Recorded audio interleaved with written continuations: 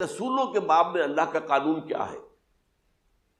اگر کسی قوم کی طرف رسول کو بھیجا اور اس قوم نے بحیثیت مجموعی انکار کر دیا، رد کر دیا، ریجیکٹ کر دیا، پوری قوم ہلاک، اور رسول اور اس کے جو چند ساتھی ایمان لے آتے تھے وہ وہاں سے ہجرت کر کے چلے جاتے تھے۔ لیکن ہجرت کر کے جاتے تھے تو اس کے بعد کسی اور مقام پر کریں گے اہل نظر تازہ بستیاں آباد، پھر وہاں پر ایک قوم انہوں نے جو ہے اپنا مرکز بنایا، ایک نئی امت کھڑی ہو گئی۔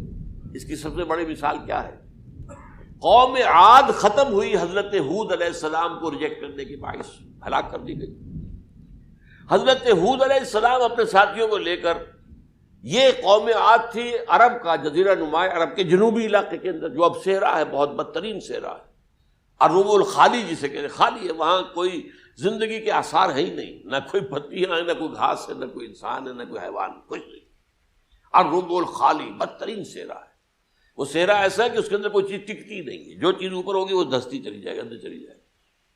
ورنہ عام صحرا کے اندر ریت کے اوپر اونٹ بھی چلتا ہے، انسان بھی چلتے ہیں، لیکن اس میں نہیں۔ تو یہاں پر قوم عاد جو ہے آباد تھی، اور اب جو ہے وہ سیٹلائٹ سے دیکھ لیا گیا ہے کہ قوم عاد کا جو بڑا بادشاہ تھا شداد، اس نے جو جنت بنائی تھی وہ موجود ہے، زیر زمین اسی صحرا کے نیچے دفن شدہ موجود، جس کو کہا گیا ہے الم تر کیف فعل ربک بعاد ارم ذات العماد التی لم یخلق مثلها فی البلاد۔ ایسے ایسے ستونوں والا جیسے پہلے دنیا میں بنے ہی نہیں تھی۔ وہ قوم عاد کی بڑی زبردست قوم تھی، قوم جبارین، لیکن یہ کہ اس کے بعد ہلاک ہو گئے۔ اب حضرت ہود اپنے مسلمان ساتھیوں کو لے کر نکل گئے، جزیرہ نما عرب کے مغربی کونے میں جا کر، شمال مغربی کونے میں آباد ہو گئے۔ وہاں ایک نئی قوم پیدا ہوئی، سمود۔ اب یہ اسلامی بستی بن گئی، لیکن اس کے اندر بھی پھر بعد میں زوال آیا، پھر وہاں نبی بھی آئے، لیکن اس کے بعد یہ کہ آخری رسول بھیجے گئے حضرت صالح، اور وہ بھی ہلاک ہوئے کیونکہ حضرت صالح کو انہوں نے رد کر دی۔ تو یہ میں نے مثال دی ہے آپ کو کہ رسول جو ہے وہ وہاں سے اگر ہجرت کرتا ہے تو ہجرت کر کے وہ یہ نہیں جان بچا کے جا کے گمنامی میں کہیں مر گیا، وہ تو جا کر اپنے ساتھیوں کو لے کر جائے گا، اور جا کر جو ہے وہاں پر جو ہے ایک نئی جگہ پر آباد ہوگا، ایک نئی تہذیب ابھرے گی۔ تو یہ تو نہیں ہوا، یہ گمنام ہو کر آ کر کشمیر میں مر گیا تو اس کی کیا حیثیت ہوئی؟ حضرت عیسیٰ علیہ السلام یا تو اگر ہجرت کرتے، یا جب انہیں معلوم ہو گیا تھا کہ میرے قتل کا فتویٰ ہو گیا ہے، تو آپ وہاں سے ہجرت کر سکتے تھے، لیکن اپنے ساتھیوں کو تو لے کر جاتے نا، اپنے حواریین کو لے کر جاتے، اور کہتے ہیں 12 حواریین کے علاوہ اور بھی کوئی 70 کے قریب لوگ تھے جو ان پر ایمان لائے تھے، ان کو لے کر جاتے، کسی جگہ آپ آباد ہوتے، وہاں ایک نئی جو ہے بستی بنتی، وہاں مسلمانوں کی ایک آبادی ہوتی۔ تو ان میں سے تو کوئی شے بھی نہیں ہوئی، بات ہی ختم ہو گئی۔ لہذا عقلی طور پر بھی یہ بات ثابت نہیں ہو سکتی، خلاف عقل ہے، قرآن کے اصولوں کے خلاف ہے کہ وہ سولی چڑھے ہوں لیکن مرے نہ ہوں، پھر اتر گئے تو مرم پٹی کر دی۔ اچھا، کیا رومنوں کو اور یہودیوں کو پتہ نہیں چلا کہ مریم پٹی ہو رہی ہے اس کی اور عیسیٰ مرا نہیں ہے؟ اگر ان کے پتہ چل جاتا تو کیا وہ چھوڑ دیتے؟ اب مرہم پٹی کے بغیر تو 12 جو شخص سولی پر لٹکا رہا ہے وہ تو تقریباً مردہ ہی ہوتا ہے نا۔ وہ چلیے ہو سکتا ہے کہ کوئی ایسا امکان ہو کہ اس کی نبض ابھی چل رہی ہو اور وہ اتار لیا جائے اور مرہم پٹی کر لی جائے تو بچ جائے، لیکن یہ کہ پھر اس کے بعد وہ اگر وہاں سے ہجرت کرتے تو وہاں سے وہ اپنے حواریین کو لے کر جاتے اور کسی نئی جگہ پر جا کر آباد ہوتے۔ ان دونوں اعتبارات سے یہ بات ناقابل قبول ہے، ناقابل یقین ہے۔ لیکن اسی مسئلے کو لے کر انہوں نے، جو جیسا کہ میں نے بتایا تھا، وفات ہو گئی، کیسے ہو سکتا ہے ہمارے نبی جو سید المرسلین ہے وہ تو زیر زمین دفن ہو گئے اور یہ جو آسمان پر اٹھا لیے گئے، یہ کیسے ہو سکتا؟ بس اس کے اوپر عام لوگ جو ہیں وہ متاثر ہوئے، اور خاص طور پر وہ سائنٹیفک مائنڈ جو بن گیا تھا، تو چونکہ سائنس کے اس خاکے کے اندر وہ بات فٹ نہیں بیٹھتی، لہذا ان لوگوں نے اس کو قبول کیا۔ اب یہ کہ یہ جو واحد استثناء ہوا ہے یہ کسی اور کے ساتھ نہیں ہوا۔ ویسے حضرت مسیح کی پوری شخصیت مستثنیٰ ہے، بن باپ کے تو کوئی اور رسول پیدا ہوا ہی نہیں، نہ نبی پیدا ہوا۔ پھر وہ معجزے جو حضرت مسیح کو ملے کسی نبی کو نہیں ملے۔ حضرت صالح کو ایک ہی معجزہ ملا تھا نا، ایسا کہ لوگوں نے کہا کہ تم یہ اس چٹان میں سے ابھی ایک گابن اونٹنی برآمد کر کے دکھا دو، وہ دکھا دی گئی، پھر ہلاک کر دیے گئے۔ لیکن جو اور معجزے حضرت مسیح کو دکھائے وہ بچپن میں بولے ہیں، گود میں تھے یا پگوڑے میں تھے، بولے ہیں انی عبداللہ آتانی الکتاب وجعلنی نبیا۔ یہ بات نہ ہوتی تو حضرت مریم کے کیا حشر کرتی قوم کہ تمہاری بغیر شادی کے یہ کہاں سے لے آئی ہو تم، یہ تو ولد الزنا ہے۔ تو یہ سارا معاملہ جو ہے حضرت عیسیٰ بولے ہیں وہاں پہ، خود وہ بچہ بولا ہے۔ اب اس کے بعد بولنے کی لوگوں کے اندر کیا گنجائش تھی؟ زندہ کو مردہ کر دینا، خوب میں اذن اللہ، مردہ زندہ ہو گیا۔ اور تخلیق حیات، ایک پرندہ بنانا گارے کا، پھونک مارنا اور اڑتا ہوا پرندہ بن جائے، ایک کوڑی کے جسم پر ہاتھ پھیرنا اور کوڑ ختم، ایک مادرزاد اندھے کی آنکھوں پر ہاتھ پھیرنا اور بینائی آ گئی۔ یہ سارے معجزات، مستثنا شخصیت، ان کا یہ استثناء کیوں کیا گیا؟ یہ بڑی تلخ بات ہے، یہ یاد کر لیجیے، کیونکہ یا تو قوم اسی وقت ہلاک کر دی جاتی جیسا کہ ہوا قوم نوح، قوم ہود، قوم عاد، قوم ثمود، قوم شعیب، یہ ہوا کہ نہیں ہوا؟ اور سدوم اور عمورہ کی بستیاں جہاں حضرت لوط بھیجے گئے، اور آل فرعون جو ہلاک کیے گئے، یا تو پوری قوم ہلاک کی جاتی؟ نہیں، یہ یوں سمجھیے کہ اس پورے معاملے کو درمیان میں سے ایک وقفہ دے دیا گیا، حضرت عیسیٰ کو اٹھا لیا گیا، اور حضرت عیسیٰ دوبارہ آئیں گے۔ یہ کیوں کیا گیا؟ اب اس میں بڑی تلخ بات آپ سے کہہ رہا ہوں، یہ آپ کے لیے قبول کرنا آسان نہیں، حلق سے نیچے اٹھنے کی مشکل سے۔ اس قوم کو زندہ رکھا گیا ہے جو ملعون اور مغضوب علیہم قوم ہے۔ سب سورہ فاتحہ میں مفسرین لکھتے ہیں ضالین، یہ نصارہ ہیں، اور مغضوب علیہم یہ یہودی ہیں۔ اور قرآن کہتا ہے لعن الذین کفروا من اہل الکتاب علی لسان داؤد عیسی ابن مریم، لعنت کی گئی ایک ملعون اور مغضوب قوم کے ہاتھوں۔ آخری امت محمد، اور اس کا بھی بہترین حصہ، اس پر عذاب ان کے ہاتھوں آئے گا۔ عربوں پر عذاب یہودیوں کے ہاتھوں، اس لیے ان کو بچایا گیا۔ یہ میں نے کئی دفعہ واقعہ سنایا، مولانا اصلاحی صاحب بتایا کرتے تھے، کیونکہ وہ راجپوت تھے، یو پی کے راجپوت، مشرقی حصے کے، کہ ہمارے ہاں کوئی نوجوان اگر کوئی بڑی گری ہوئی حرکت کرتا تھا تو اس کے سر پر چمار کے ذریعے، چمار کے ہاتھوں جوتا لگوایا جاتا۔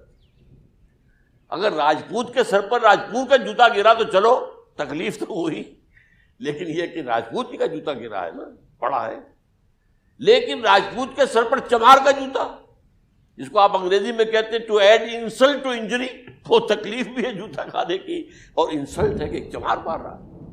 یہ امت سب سے خیر امت ہے، کنتم خیر امت اخرجت للناس۔ اس کے لیے عذاب بھی بدترین آئے گا، اور کن پر آئے گا؟ اس امت کا جو اصل نیوکلیس ہے عرب، جس کے بارے میں حضور کی حدیث موجود ہے ویل للعرب، عرب کے لیے بہت بڑی ہلاکت۔ اور آج ہماری نظر میں آ رہا ہے وہ ملعون اور مغضوب علیہم قوم، ان کے سینے کے اندر خنجر کی طرح بھونکی گئی ہے، اور 30 کروڑ کے قریب عرب بے حمیتی، بے غیرتی، بزدلی، کمزوری، ذلت، مسکنت کی مثال بنے ہوئے۔ کوئی بول سکتا ہے اس اسرائیل کے خلاف؟ کو بول سکتا ہے؟ 30-35 لاکھ آدمی ہے اسرائیل کے اندر یہودی، اس سے زیادہ تو امریکہ میں 50 لاکھ کے قریب، کل 1.25 کروڑ آدمی ہے یہ یہودی پوری دنیا کے اندر۔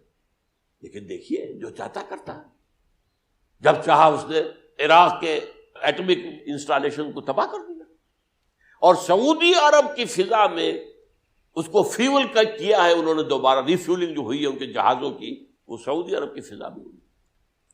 یہ صورت جو ہے عربوں کے اوپر، اور اب جو آنا ہے آرمگدان، کیونکہ پوری عیسائی دنیا یہودیوں کے قبضے میں ہے، اور یہ رومی ایک حدیث کی روح سے 80 علم لے کر حملہ آور ہوں گے تم پر، اور یہ ہوگا مڈل ایسٹ میں۔ آپ کو معلوم ہے پوری دنیا میں کہا جا رہا ہے 3rd ورلڈ وار جو ہونے والی ہے وہ مڈل ایسٹ میں ہوگی، اور میں ٹوائنبی کا قول آپ کو سنا چکا ہوں، 1950 کا قول ہے اس کا۔ یہ اس وقت تک تو سوال ہی پیدا نہیں ہوتا تھا، سارا تصادم جو ہو رہا تھا وہ ایک طرف روسی اور اس کے ساتھی تھے، روس اور اس کے ساتھی، دوسری طرف یہ مغربی یورپ اور امریکہ تھا۔ کوئی مسلمانوں اور عیسائیوں کی کسی جنگ کا تو کوئی امکان نظر ہی نہیں آتا تھا۔ لیکن ٹائنبی نے کہا ہے، جو سب سے بڑا فلاسفر آف ہسٹری ہے 20ویں صدی کا، کہ اب جو جنگ ہوگی بڑی، جو اس نیکسٹ سینچری کی، 21st سینچری کی، وہ در حقیقت کمیونزم کے درمیان اور کیپٹلزم کے درمیان نہیں ہوگی، بلکہ عیسائیوں اور مسلمانوں کے درمیان ہوگی۔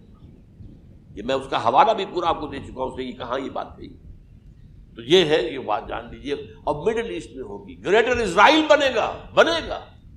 حدیث میں خبریں، یہ سارے مسلمان ممالک تمہارے ہاتھ سے نکل جائیں گے مسلمانوں، یہ عراق اور اردن اور یہ اور وہ، یہاں تک کہ ترکی، سعودی عرب کا بھی شمالی حصہ نکل جائے گا۔ البتہ مدینے کا جو ان کا پروگرام ہے اس کو اللہ نہیں پورا ہونے دے گا، مدینے میں داخلے کی ان کو اجازت نہیں ملے گی۔ بہرحال یہ سارا کچھ ہونے والا ہے۔ وہ وقت بھی آنے والا ہے کہ حضور کی ایک حدیث کے مطابق ایک شخص کے 1000 بیٹے ہوں گے تو 999 ختم ہو جائیں گے ایک بچے کا۔ یہ وقت بھی آنے والا ہے کہ حضور فرماتے ہیں اتنی بڑی جنگ ہوگی، اتنی خوریزی ہوگی کہ پوری زمین اٹ جائے گی لاشوں سے۔ تو پرندہ جو ہے، کوئی ایک تو پرندے ہوتے ہیں کہ جو مردار خور ہے، گدھ ہے، وہ تو بڑی خوشی سے اتریں گے، تناول فرمائیں گے لاشوں کو۔ اسی طریقے سے کوے ہیں، چیلے ہیں، لیکن جو نفاست پسند پرندے ہیں وہ لاش کے اوپر اترنا نہیں چاہتے۔ تو ایک پرندہ اڑتا چلا جائے گا، اسے کہیں زمین پر اترنے کی جگہ نہیں ملے گی، لاشیں ہی لاشیں ہوں گی، یہاں تک کہ وہ تھک ہار کر اس کے جو ہے پر جواب دے جائیں گے، گرے گا تو لاش پر گرے گا۔ یہ وقت آنے والا، اور یہ یہودیوں کے ہاتھ میں، یا یہودیوں کے جو سپورٹرز ہیں اس وقت، جو ان کے ہاتھ میں آلہ کار ہے، ان کے ہاتھ وہ آنا ہے۔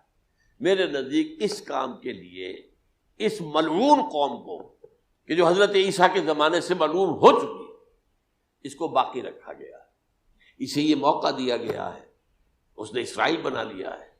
تقریباً 2000 سال کے بعد وہ دوبارہ آ کر آباد ہوئے اس سرزمین میں جہاں سے نکال دیے گئے تھے 70 عیسوی کے اندر۔ یہ سارا کچھ کیوں ہو رہا ہے؟ تو در حقیقت میرے نزدیک واللہ عالم حکمت خداوندی اس میں یہ ہے، انہیں روک کر رکھا گیا ہے اور حضرت عیسیٰ کو اٹھا لیا۔ پھر وہی عیسیٰ آئیں گے اور انہی کے ہاتھ میں یہ ہلاک ہوگی، سوائے اس کے، چونکہ جو ایک میں نے آپ کو کئی دفعہ حوالہ دیا ہے، فلاڈلفیا ٹرمپٹ ایک رسالہ نکلتا ہے پروٹیسٹنٹ عیسائیوں کا، انہوں نے یہ لکھا ہے، اس نے لکھا ہے ایک پرچے کے اندر کہ جب حضرت مسیح آئے گی اینٹی کرائسٹ ہوگا، وہ لکھا اس نے کہ وہ یہودی ہوگا، حالانکہ وہ پرو یہودی ہے۔ وہ جتنے بھی یہ جو کرسچن زائنسٹ ہیں، یہ تو یہودیوں سے بڑھ کر زائنسٹ ہیں، ان کے بڑے سپورٹرز ہیں۔ تو لیکن اس نے لکھا ہے اینٹی کرائسٹ ول بی اے جیو۔ ابھی کچھ عرصے پہلے آپ کو یاد ہوگا نوسٹریڈیمس کا بڑا چرچا ہو گیا تھا، اس کی جو ہے وہ پیشن گوئیاں، اور یہ کہ ایک مسلمان ہوگا اینٹی کرائسٹ، اور صدام کے بارے میں اشارے کیے جا رہے تھے کہ وہ اینٹی کرائسٹ ہوگا وغیرہ وغیرہ۔ لیکن انہوں نے لکھا ہے کہ وہ اینٹی کرائسٹ یہودی ہوگا، اور اس نے لکھا 80% یہودی قتل ہو جائے گا۔ یہ میں نے ایک تعویل کی ہے اپنے ذہن میں کہ 20% شاید وہ ہوں جو حضرت عیسیٰ کی جو سیکنڈ کمنگ ہے، آمد ثانی کے موقع پر ان پر ایمان لے آئیں اور وہ بچ جائیں۔ لیکن جو بھی حضرت عیسیٰ کا انکاری ہوگا وہ ختم کر دیا جائے گا، جیسے قوم نوح ختم ہوئی، قوم ہود ختم ہوئی، قوم عاد ختم ہوئی، قوم صالح ختم ہوئی، اسی طریقے سے۔ تو یہ قانون خداوندی پورا ہونا ہے۔ بس ایسے ہی ہے جیسے کسی کو پھانسی کا حکم تو ہو گیا ہو لیکن ابھی ایگزیکیوشن نہ ہوئی ہو، ہوتا ہے 2 سال 3 سال گزر جاتے ہیں کہ پھانسی کا حکم ہے لیکن یہ کہ اب وہ پھانسی نہیں ہو رہی ہے، وہ اپیلوں در اپیلوں معاملہ چل رہا ہے۔